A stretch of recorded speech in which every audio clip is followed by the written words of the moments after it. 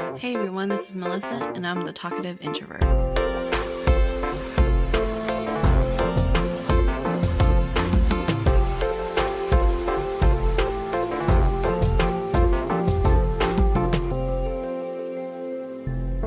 So for today's episode, I am joined by Vernon T. Scott. He is the host of the Heauxliloquy Podcast, where the conversation takes you outside the compressed box of what many know about sex. Some of the topics include kinks, condom usage, status disclosure, and past sexual experiences. He is also the author of Essential Guide on How to Be a Hoe. I'll make sure to link everything in the show notes. But Vernon, thanks so much for joining me today. Hello, I'm happy to be joining you. I'm excited for you to be on here. I was on the Heauxliloquy. Am I saying that right? You are. Okay. It's an extra, a big it's word. an extra name. it's so extra. I love it though. I love it. I think it's a beautiful word, you know. Thank you. Heauxliloquy. I don't know what it means. I should have Googled it, but You want to know the funny thing about that is that so it's a mixture between hoe and soliloquy. That's why on the episodes I say step out and speak on sexuality because to be a hoe you're being sexual in some way, and a soliloquy is whenever the actor does step out and speak to the audience or have their monologue or something of that nature. Oh, I love that. Thank you. It's the actor in me. Clever. Oh, that's so good. Okay. Now I know, because I'm like, is that an actual word? I've never heard of it. Or is it like something you made up? I need to trademark it. I'm too lazy though. It's okay. Someday. I believe in you. You'll do it. Oh, thank you. Okay, so I do ask this one question because I am the talkative introvert. So are you an introvert, extrovert, or somewhere in the middle, an ambivert? So I would say I'm somewhat more. All right, I'm in the middle because it depends on who I'm around. But I do consider myself an introvert because I do not like being around people. Like, okay. I can be in a room with a catfish and I'd be happy. It could be a fried catfish or alive. We'll be best friends. It's all good. Okay, yeah.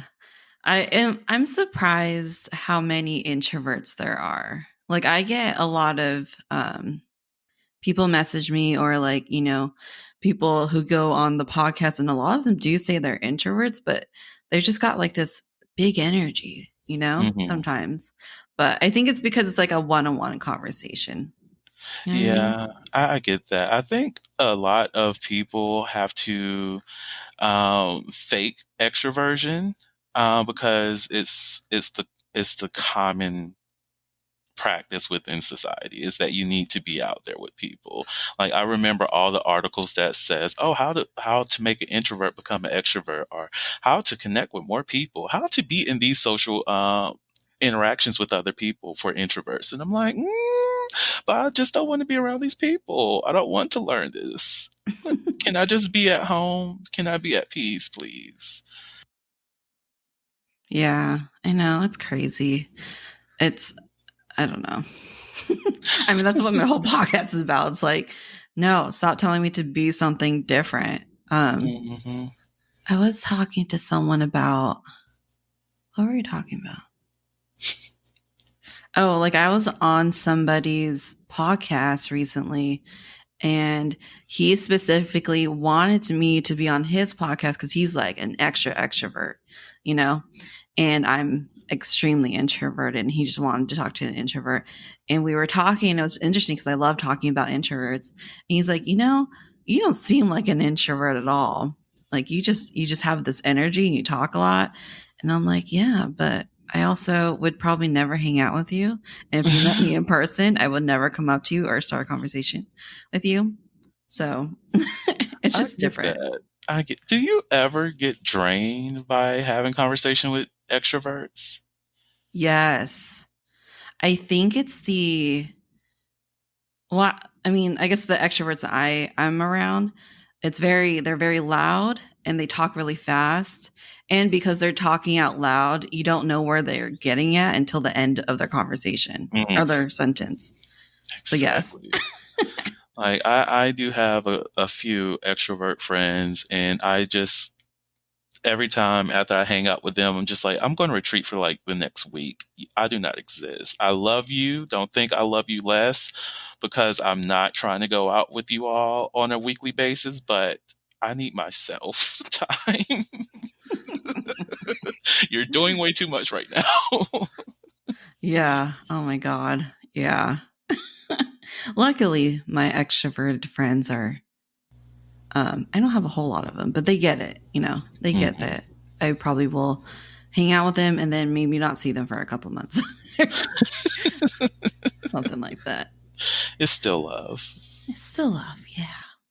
Well, disclaimer. I don't know if I need to put a disclaimer. I don't put a disclaimer for anything. And one time my friend was like, yo, you need to put a disclaimer in this one episode. Cause I think the person I was talking to talked about like, I think she had like a rape story or something like that. I know that episode. Yeah. And I was like, oh shoot, I forgot. Cause I don't think about it, cause like, I'm just like, I want everyone to talk freely about anything. But anyways, disclaimer for people, I guess, if you care, unless you've been a longtime fan, then you realize I talk about everything.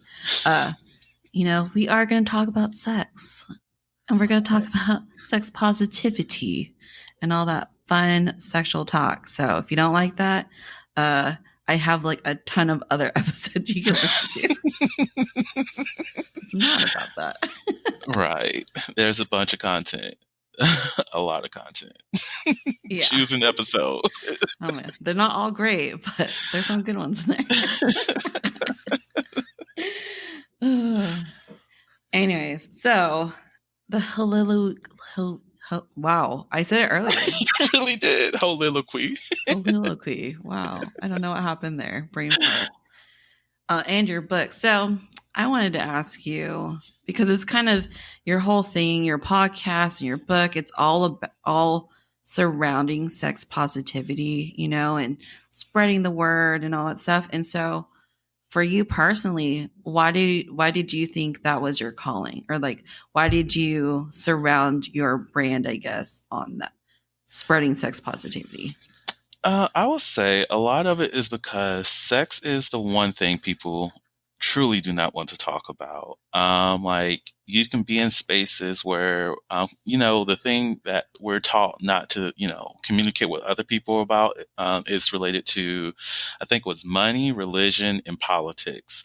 And sex is that unknown thing that we're not supposed to talk about. Like we don't even mention the word in those three. However, we find ourselves having these conversations about money. We find ourselves having these conversations about religion. And we also find ourselves having these conversations about politics because politics is everywhere. However, we don't ever have that open space to talk about sex.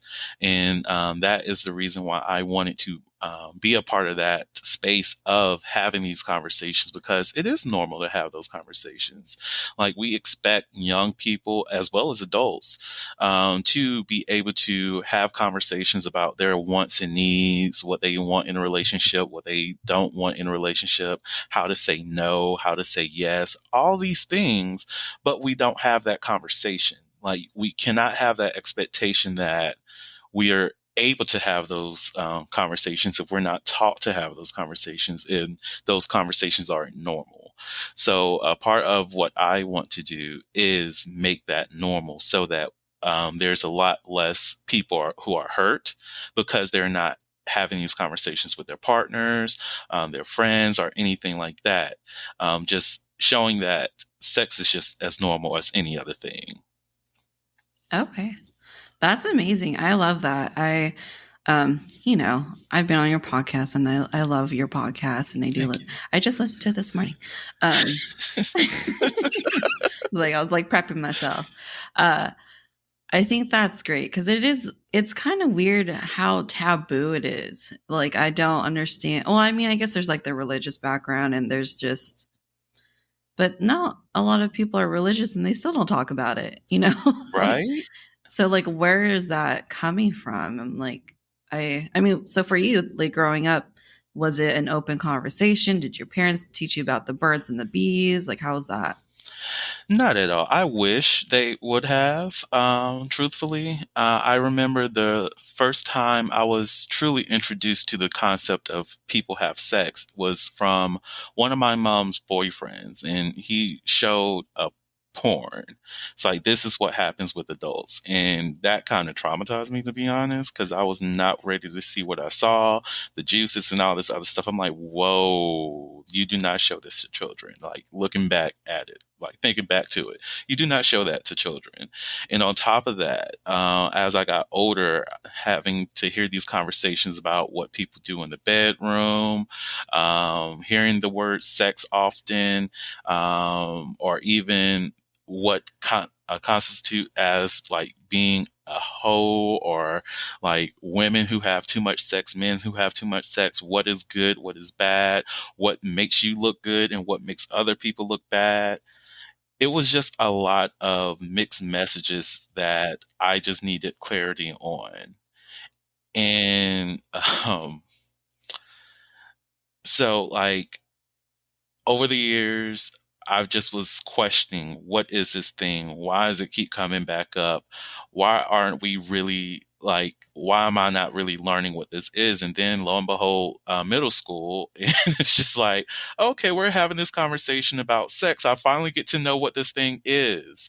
And that conversation was just like, oh, if you go out here, do these things, you'll get a disease and your penis is going to fall off. And I'm like, what? But that's not what happened in that video I was shown. That's not what my uncle said. That's not what anybody else has told me in my life. What do you mean my penis might fall off because of a disease? This does not make sense to me. Like, I was left more confused than I was before even going into that class. Yeah, that, jeez.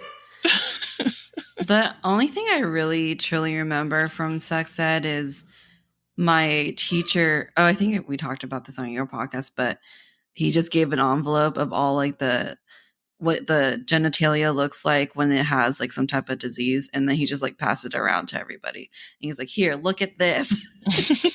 This is what might happen to you if you have sex too many times unprotected or something like that." Right. And that's another part of the conversation that was never had is protection. Like, yes, we're encouraged to utilize protection, but we don't know exactly what it does. Like, we don't know that, oh, it does, work like 97% of the time. Just because somebody's on the pill, that does not protect them from STIs. Just because, like you're on PrEP or what have you. Granted, this was not a thing back, Mm-hmm. in our day, but ancient. But even though it wasn't a thing, I even think about the educations I had during college where it was actually a thing, where they're not talking about how you can possibly still catch HIV while on PrEP, or that most individuals are not getting themselves tested, like, and that's including heterosexual people, that they're not regularly encouraged to do testing. So it's a lot of failure throughout sex education, discussions about sexuality, that I've been exposed to throughout growing up, that I had to educate myself on. And partly why the Heauxliloquy Podcast exists is to talk about some of those things that happen in our past to prevent them from furthering and ruining other people's lives in the future. I don't think I listened to any other I didn't really know about any other podcasts that talk about the same things that you do. So you're kind of like one of the first ones. Other than like there's this like really funny podcast. They're called Fangasm. Have you heard of Ooh, them? I have not, but they sound I fun. I think you would like them. They're hilarious. So they they read out like nerdy erotica. So like Harry Potter, or like what's the one they did recently? I think they did a Marvel one recently, but it's just like fanfic, but it's like erotic. Mm. Yeah. Ooh, oh God, why did you say Marvel? Now I have the image of what's the witch name? Oh, Scarlet, the Scarlet Witch yeah. with She-Hulk. Wanda. That would be a great fan. Whoever does like erotica, if you can do that and just send that to me, I appreciate you. I Love you bet so it's much. out there. It has to be out there. Because one of the, this is a steamy one, but one of the ones they did was Bucky, the Winter Soldier, Mm, and Captain America. yes. Wait, Anthony Mackie, Captain America, or No, what's his name? I forget Chris his name. Evans, Chris right? Evans, yes. Yeah, that one. I'm not a fan of that one. You don't like that one? You like Anthony Mackie? It was because of the series that they made, and I was just like, this is really giving me homoerotic, but I love it.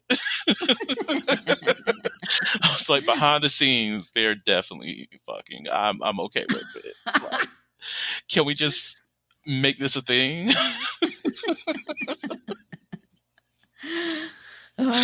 Just imagine a gay Captain America. The conservatives would they would go wild.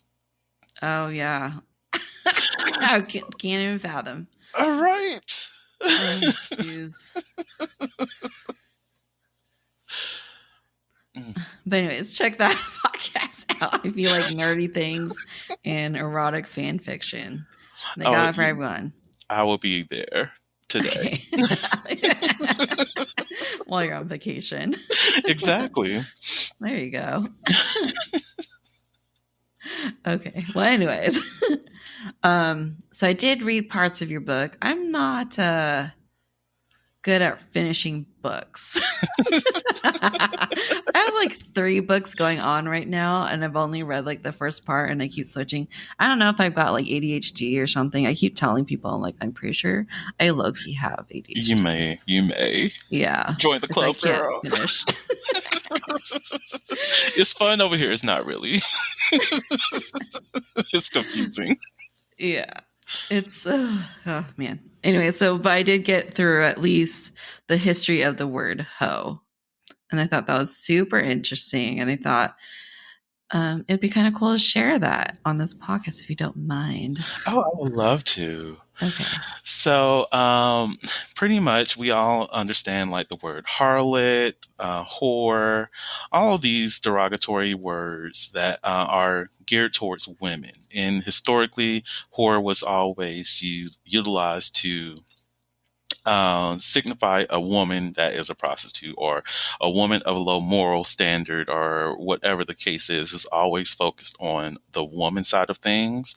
As of recently, I will say within the last 200 years or so, I forget exactly when, but it became a little bit more nuance in its usage in terms that it's extending over to people of different genders. So it became more of a representation of a profession as well as still being of low moral standing. And this is mostly those people who would just do anything for money. And in terms of language usage, because I focus on the word hoe specifically because I always hated how it was spelled, and that's the HO spelling.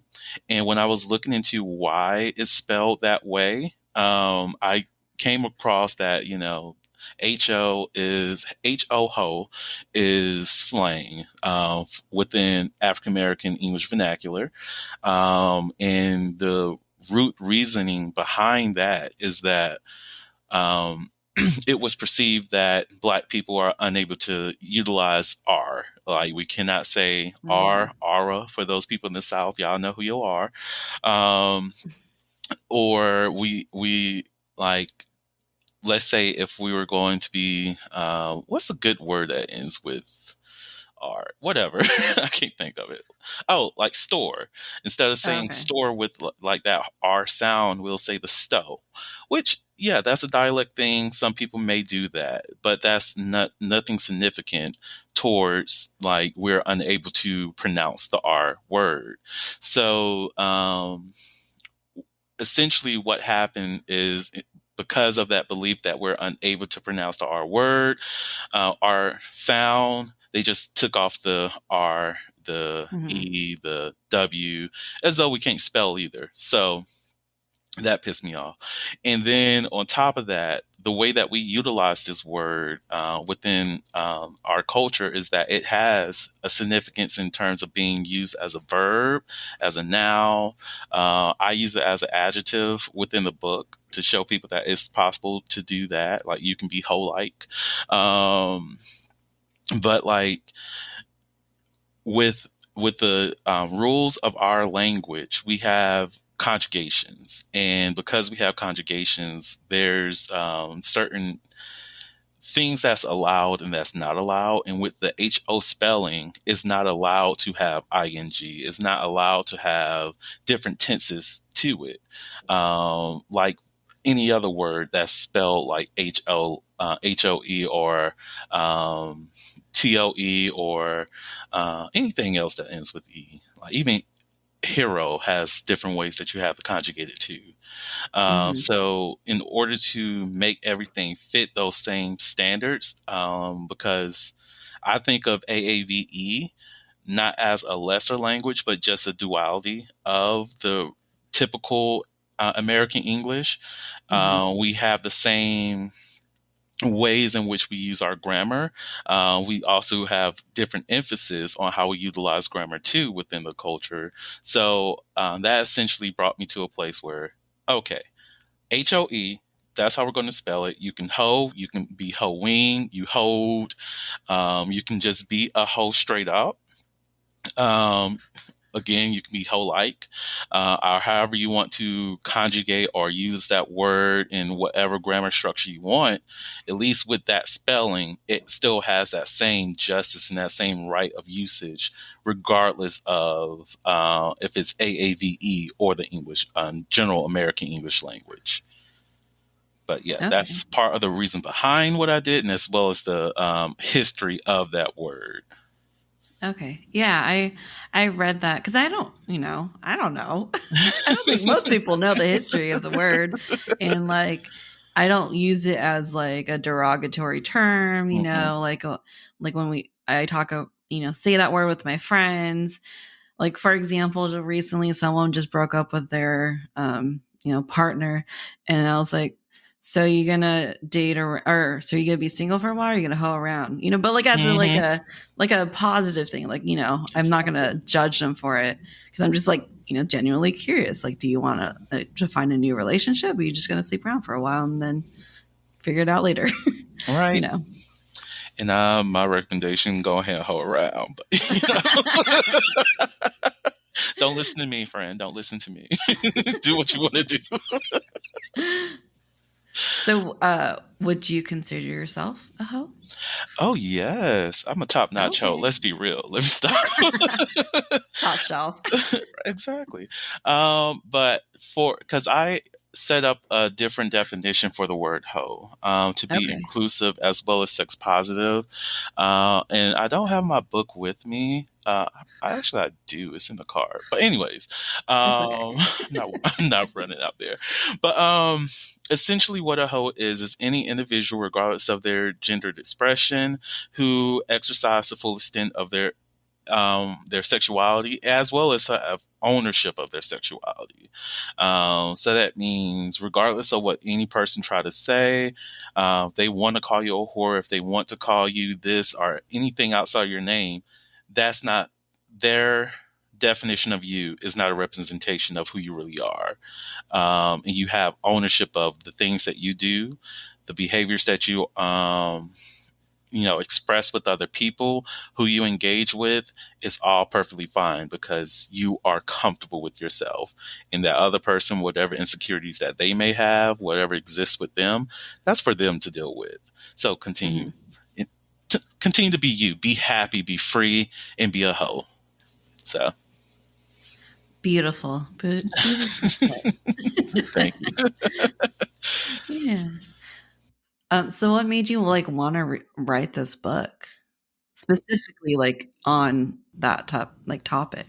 It goes back to high school. Mostly because, well, some of it is from earlier than high school. It's the hearing what makes a hoe. Why is it that the woman is considered a hoe all the time and not the man who's having a lot more sex than the women is perceived to be having?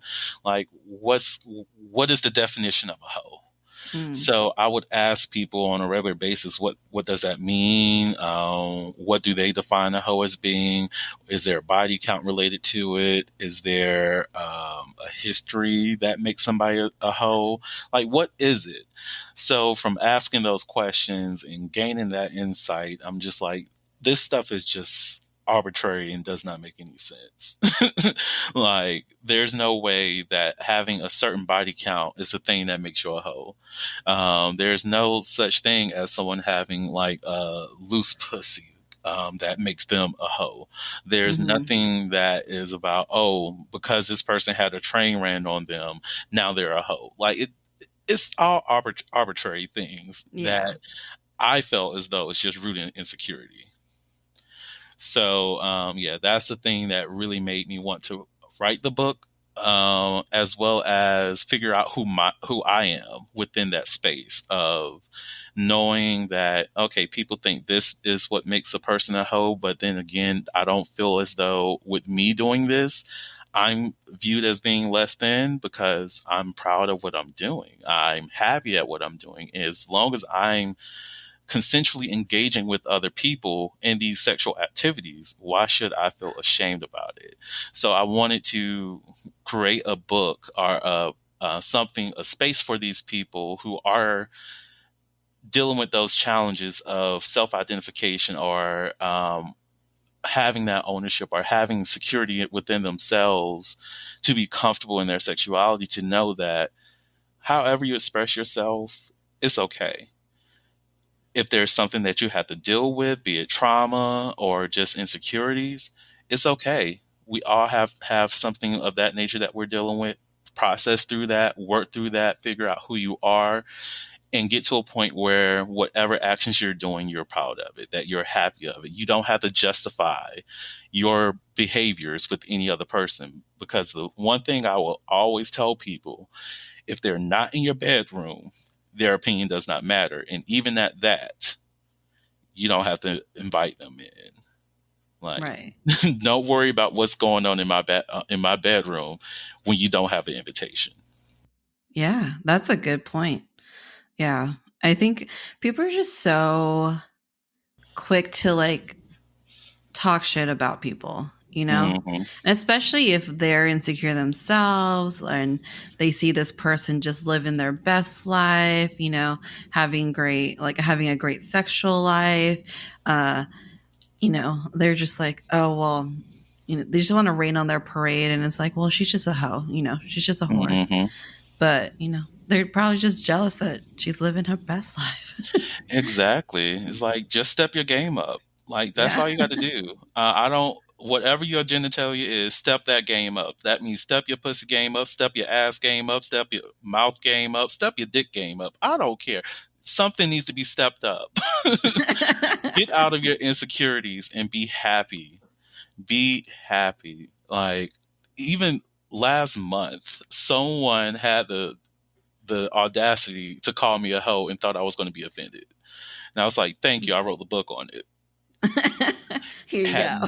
had Check nothing to me out on say after Amazon. that. Exactly.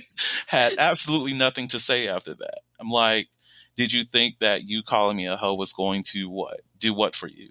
Make you feel better? I'm already feel confident about my sexuality. So you're not going to make me feel bad because one, I rejected to have sex with you. Two, because you think that you're entitled to my body, or that I will be ashamed by being on an app that you're on, obviously looking for sex on. So, They just got their ego hurt. hmm, That happens. At least I've heard from my friends. yeah, hurt bruised egos are hilarious to me. It's a kink. It's crazy. Like some of the text messages I've seen when, my friends like deny them. It's like, damn, so hurtful. Like, why do you have to be so mean just because they Mm-hmm. said no? That's Exactly. it's insane.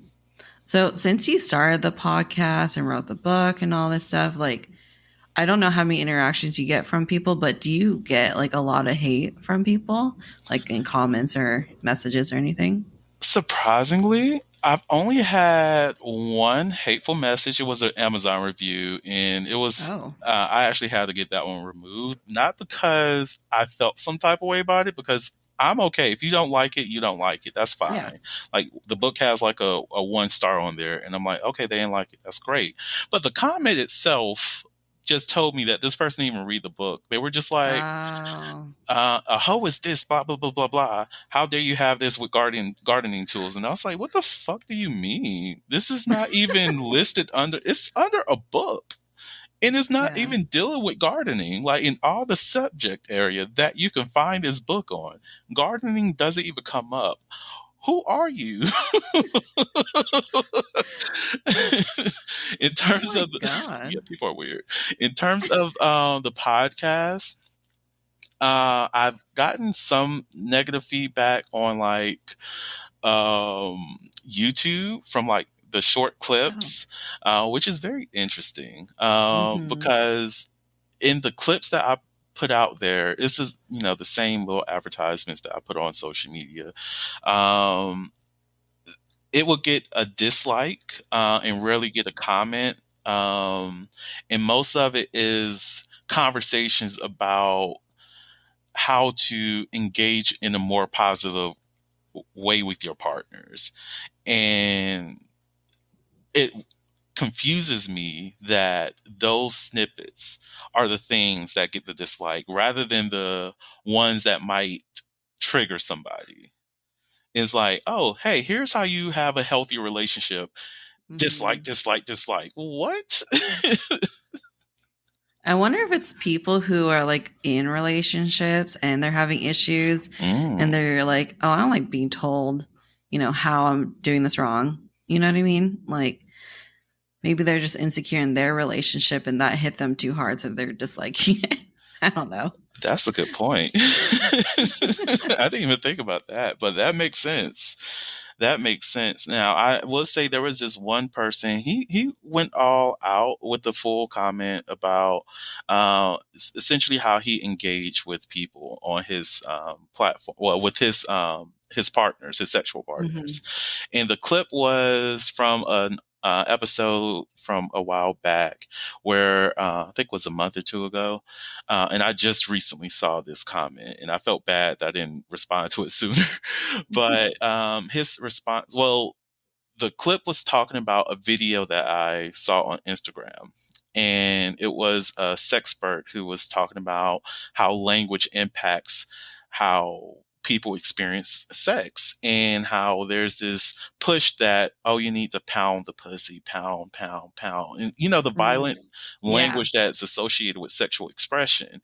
And because of that, people who are not taught to communicate with their partners are taught to ask their partner, how do they like to have sex? How do they want their partner to experience their bodies with them? Because they don't have that language, they go off of what people assume to be what other people want. That's like when people are shocked to learn that women don't like certain things done to them. Like, not too many men know how to finger a woman, essentially. Like when they learn that, oh, you mean to tell me I've been doing this wrong this entire time? Is because we're not having those conversations. We go off of the generalized perspective. So the guy, he was commenting like, oh, I don't see how this violent language is doing this, that, the third. You all should be talking about how women have to have these conversations with men, and men need to do this, have these conversations with women too, because that's what he does with his partners, which I told him, that's a great thing that you do that. But I also told him, well, it's great that you have this perspective. But the thing is, you're taking this completely out of context. Like what you're referencing is, one, not even spoken in this clip. Two, I actually supported what you were saying in the full episode, which is actually on this YouTube page. If you really wanted to experience that conversation, you'll go to it and listen to it in full. But it's like those kind of things I do get every now and again. But in terms of like positive feedback, I've received those and I appreciate it. And that's the things that I mostly focus on because we can easily fall into a cycle of just focusing or zeroing in on the negative things and not see the greatness of our own shows. So, Yeah. I was just curious because, you know, since it is kind of a taboo thing, you mhm. know, like do people react to it and is it like a strong reaction? But I'm glad to hear that you don't really get that much. I mean, I feel like our society is kind of moving towards more sex positivity, especially with the younger generation, you know. I think it's just a very old school way of thinking that, you know, Mhm. sex is bad, sex is evil. If you have sex, your penis is going to fall off, like, you know. Look, yesterday I saw a sex toy in CVS and I was like, what the hell? Did you really? Yes, I was like, Oh. since when did we start selling sex toys in stores like this? Like, I've seen them in Target before, and I always thought of Target as being a lot more progressive in terms of the products that they offer. So I wasn't shocked to see that. But CVS Yeah, sex toys? What? that's Mine is, random. yeah, I, yeah, all right, listeners, do not judge me because I usually have a hoe bag, and on my trip I was like, if in case if I actually do decide to have sex, I usually bring that with me. But I told myself, I need new condoms anyway, so I'm going to leave the hoe bag here. So that's the only reason why I was in CVS. And oh my God, these prices these days. I understand why people would rather have raw sex because I ended up spending $39 to get condoms. It was a 12 pack, some lube. It- yeah, I'm Oh like, my why? god. The condoms themselves were $17. The Okay. lube was like 12. I'm like, why is this so fucking expensive? Like, I'm just like I'm it's raw dogging from now on because this is too expensive. I cannot. I'm joking. Get protection, people. It's really it's really expensive for anybody who needs condoms. Just go straight to the website and purchase them there. But do not go to CVS. Do not go to Walgreens. Do not go to Walmart. Do not go to any place that sells them wholesale. Just go straight to the website. It's cheaper. Yeah. And if you go to like, you know, places like Planned Parenthood or Oh like, you know, yes, those places, it's free. it's free. Yes, go where Yeah. it's free. Go where it's free. Oh man. Didn't realize like like I mean, I know there's inflation going on, but I didn't think about like condoms going up in Girl, price. it's ridiculous. I was like, I was, I literally was looking at, and I was like, if I was hetero, I would be contemplating if I want to have a baby or not Oh my because, god. ooh, this $17. How much sex do I want to have, Lord? This is 12 condoms. Let's say at least one of those breaks. That means I could at least go through 11 bodies. Hold up. I think Costco sells condoms. Really? I think so. I just remember I think my friend bought some from Costco because he had like a huge box of them. 'Cause I was like getting something from his room. I needed something. He was like, "Oh yeah, it's in the drawer," but he didn't tell me which drawer. And I opened it. It's this giant box of condoms. I was like, "This is a Costco sized box of condoms. What's happening? How'd you get this? It's so Oh my big." God. What was it? Like a 500 pack? Ooh, you know what? No. I would not go to Costco to. I might. I mean, don't they go bad though, They or is it like a long do. time? It's about 2 years until they expire. Okay, So I don't think I have sex 500 times within the 2 year time frame. That's too much yeah. sex. He Well, was for very me, if you can do it, presumptuous. exactly. If you can do 500 sexual encounters, be it with one person or multiple people, do you, boo? I love that for you. I'm exhausted thinking about it. I mean, what is it like the average? You lose like 300 calories or something like that. Oh, girl, I do need to work out more. Hold up. Something like that. Just, just letting you know. Maybe that That's 500 like, box might be a little cute now. oh my God.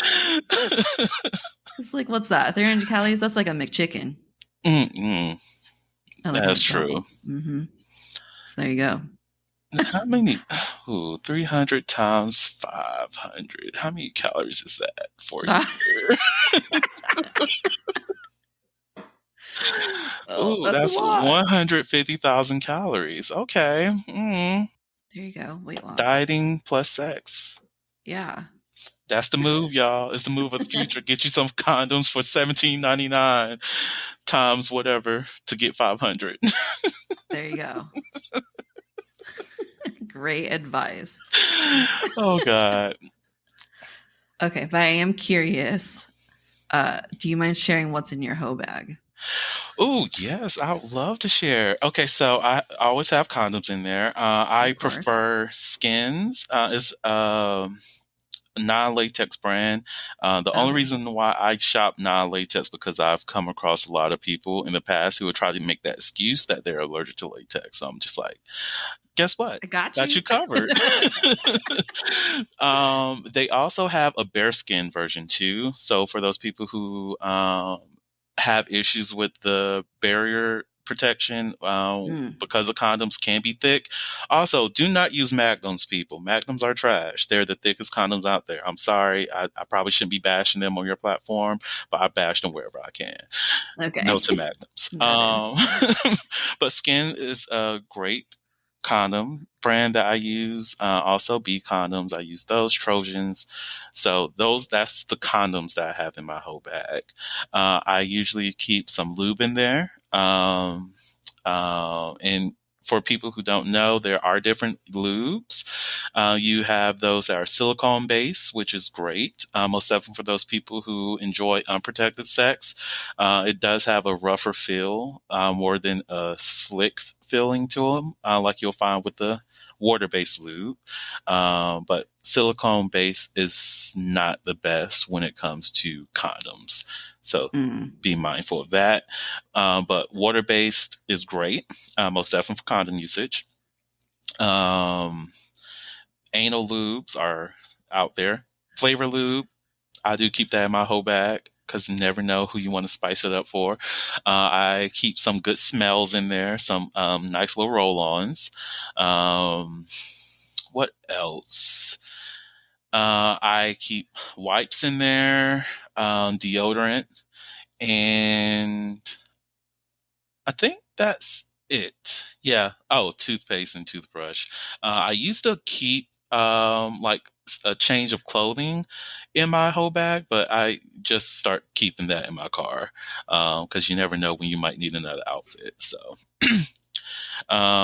in terms of toys, I don't travel with my toy bag, but yeah. Now, if I am going to be traveling with my toy bag, that gets a little bit spicier. I think a lot of people know about women toys, but not so much about men. Oh, so that's another thing that I'm trying to like work towards because there needs to be a lot more toys for men. And mine is just penis focused toys. Because we do have like I would say for people who participate in anal, there's plenty of toys for men. There's a lot of anal plugs. There's prostate stimulators, which I do recommend. Cock rings. They're starting to make more masturbatory toys. So these are the toys that will actually kind of do the jerking motion for guys. But my main issue with that is that you still have to hold it. Like, can we make something where I can just lay back and be lazy and let the toy do it? Like, we need that for women as well and vulva owners. Like, just can we have the toys that do it automatically for us? I know there's the machines, but the machines don't always work out the way that people want them to work out. Plus, they're But like bulky and right, they're like, how do you store that? right. Like, I cannot be a secret hoe in my home knowing that this machine is in there. Like, Just put I a throw a cloth jacket in over there it. and it just cuts on. Oh shit, Lord. What's in your closet? Don't worry about that. That's just the monster in the closet. That's all. Yeah. Don't worry. But yeah, there. I will say they're doing a little bit better with making toys for men, but I will also say that they don't advertise enough how versatile some of the toys that currently exist are. Like the magic wand that's out. I recently learned that some men actually utilize that in order to massage their Oh, pelvic region, because that okay. also provides, that's a very sensual place too. Most definitely in that crease, the V cut, Yeah. that crease area. That's another. That's a area where people can get pleasure. So massaging that with the magic wand is something that some men do to get to the pleasure.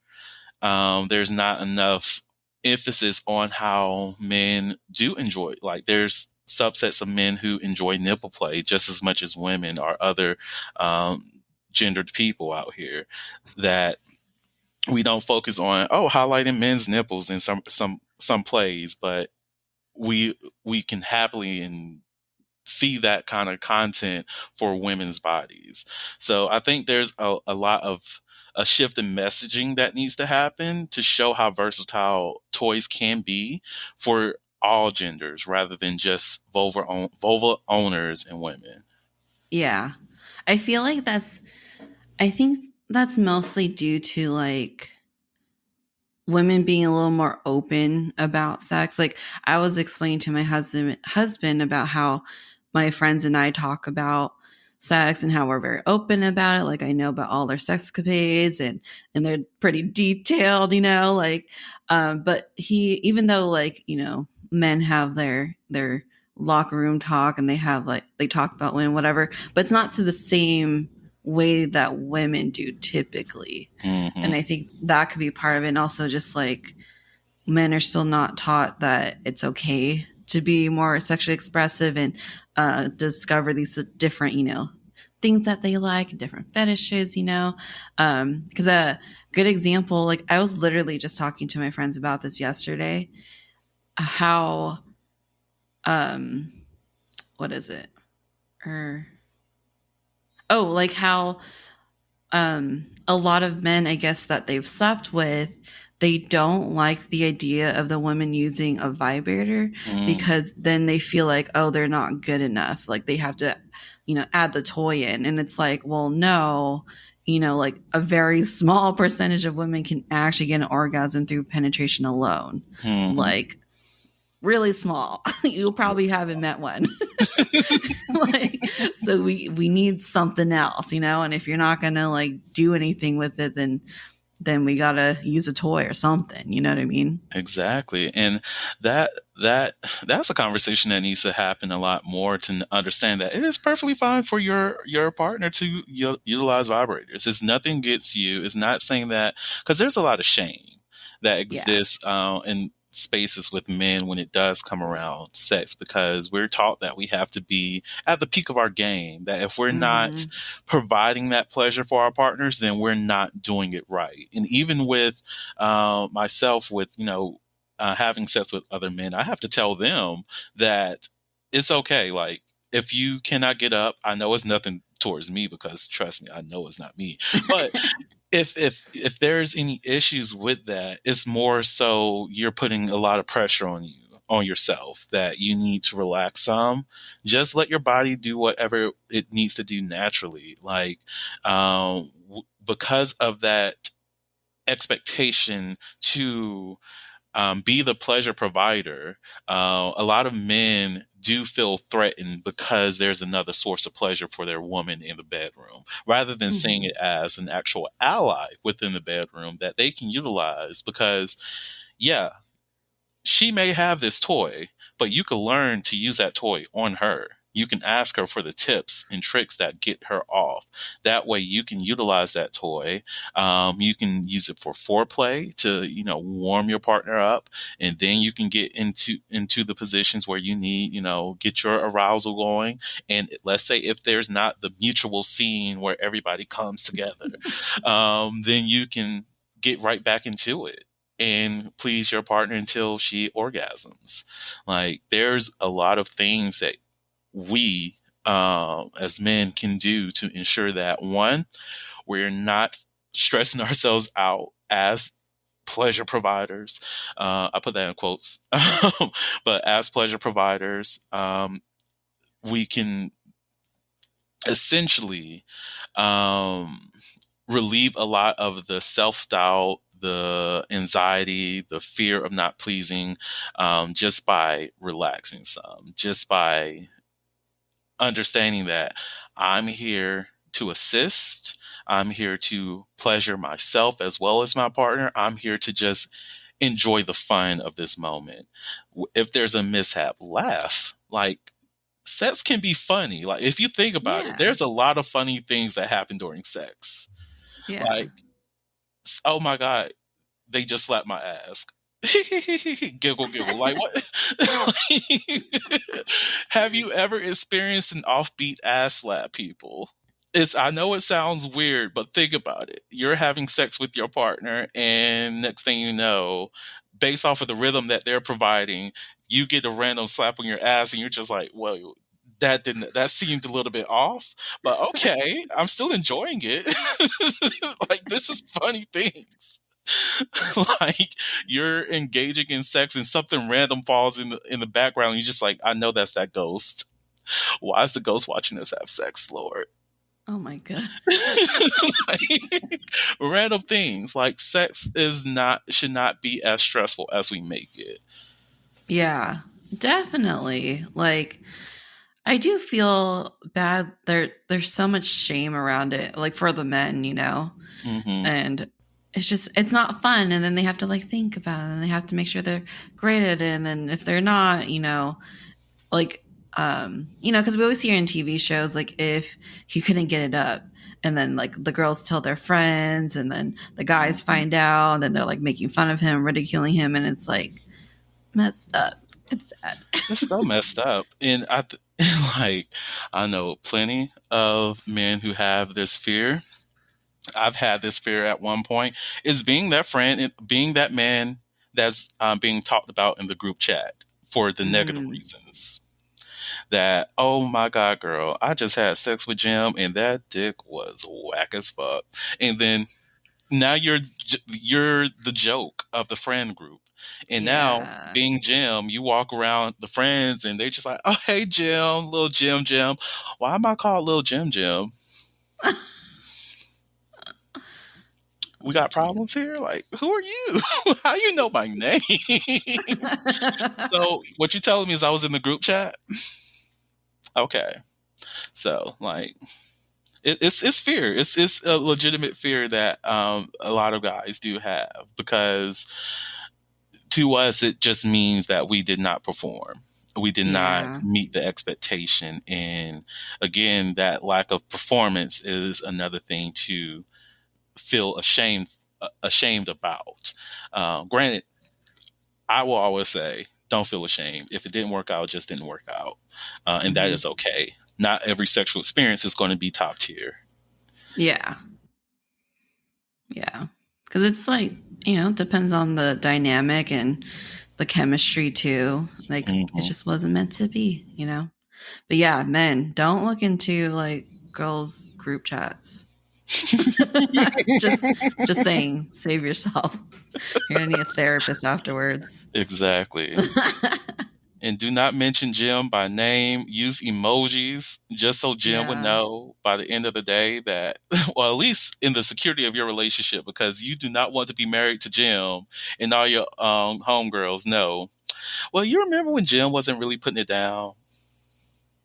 Has he improved? Because you're married to him now. Like, why are you still with this man? Oh, he must have a great personality. I love Great it for you. personality. I love it for you, girl. Poor Jim.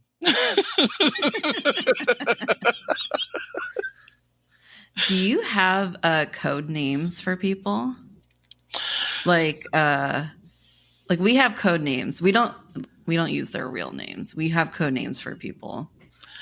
I usually do not use code names because so if I do like talk about my sexual experiences with a friend, I just use that person's name.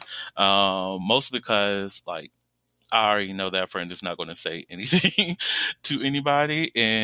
But at the same time, like if it's like this platform, I will not ever say that person's name who I'm actually engaging with or having sex with. Like even on my podcast, might make references to my ex, but most people don't know exactly what my ex's name is. And I do that for a reason. Or even my regular, who is actually leaving. He's moving to a different city, so it was fun while it lasted. But anyways, I would just reference just regular. Or even with my friends, they know I have a regular, and that's his name, regular. Like, of course, I know his name, but yeah. I mean, that's kind of like the code name, you know. Mm-hmm. Like we, well, I don't know. I won't share. I don't know if they want me to share it. I'm just trying to think of like one that I could share, but I can't. They're pretty bad. Oh Lord. Oh my God. I need to start using code names. That'd be fun. They're easier to remember, I feel like, sometimes. Because, you know, there's like a million Daves, a million Mikes. There's Oh my like God, so many. yes. Like I still have some people's phone numbers from who I was in communication with like a few years ago, and it's like I have so many Chris's in my phone, and I'm just like, Chris who? exactly. And then I also because I'll put like where I met them, like if it was Tinder, Grinder, Jacked, or whatever it is, I will have that there, and I'm like, so I hooked up with at least 3 Chris's name that I found on Jacked. Why is there so many Chris's on Jacked? We need to fix this problem. There's a problem. Stop naming your children Chris. But there's some like crazy names out there.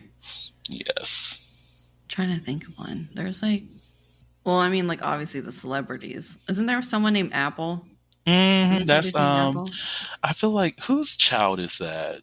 I don't think it's Angelina Jolie's child. But there is a child named Apple. Yeah. And there was that one kid whose name was just nothing but characters. Oh, Elon Musk kid. Oh. I think his actual name is Kyle, though. Oh. Yeah, but it's like cute. Yeah, I don't know what the actual what is that character name, how to pronounce it. But I think eventually he just became Kyle. Right, because I was like, this is not any recognizable language, because someone would have said something about that. I was like, this is a mixture of things. What alien is this? Yeah, like what is the teacher supposed to say in school? Exactly. Mr. Musk? Elon's son? Are you here? It's Kyle. So that's how you pronounce it. Thank you. Oh, jeez. These poor children. Exactly. Like, I mean, I love my name now because it's unique, but I hated it growing up. Because I've gotten so many different pronunciations, and they just try to make it so exotic, you know? And it's like, no, it's just Melissa. It's just like it's kind of a basic white girl name. The Z is there because I'm saucy, okay? That's all you need to know. My parents, they wanted to be a little funky. But no. It's basic. Stop trying to make it like foreign or something. Exactly. Oh my goodness. Well, I know we're coming up at the hour mark, but before we go, like, do you have like a message to the audience that you want to like spread and share? Yes. I will say that just be happy with who you are. Understand what your triggers are and what you want in a relationship, and also what you need in your partners. Do not confuse your trauma for how your life is supposed to be.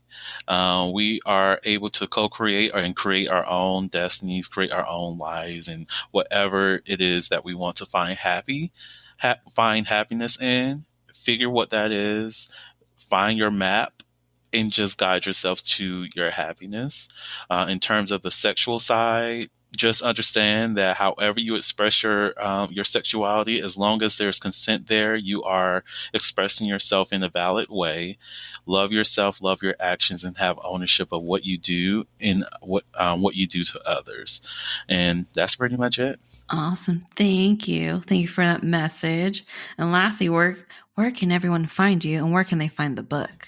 Ooh, okay. So you can find the Essential Guide on How to Be a Hoe on Amazon.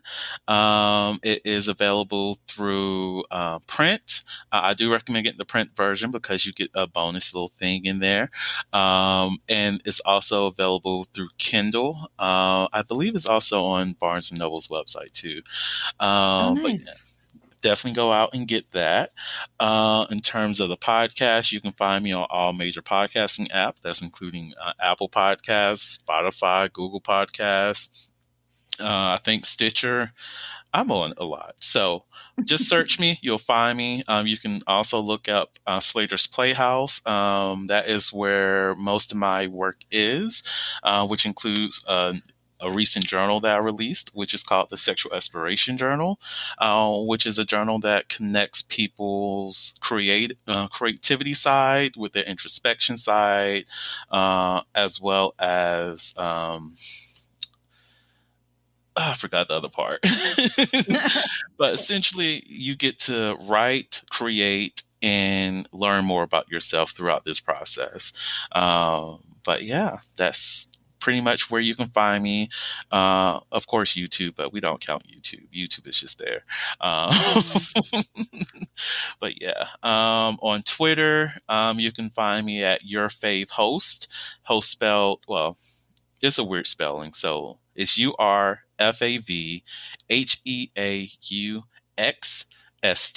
So if you go to Slater's Playhouse, all the links will be available to you. So that's about it. Awesome. And I'll add everything too, like in the show notes. So like people don't like how do you spell soliloquy? Exactly. It's a weird word. All right. Well, thanks for I'm like, I feel like I'm on your podcast. When podcasters podcast together. I know. Oh my God. Oh, geez. Anyways, thanks for being on the podcast. Of course, love. Thanks for making it to the end. If you enjoy what you hear and want to stay up to date on the show, please follow me on Facebook and or on Instagram. You can also check out my website at thetalkativeintrovertpodcast.com. All the information will be on there as well as in the show notes. If you want to help support the show, please review and rate the podcast and share it with your friends and family. Thanks so much, and I'll talk to you guys in the next episode.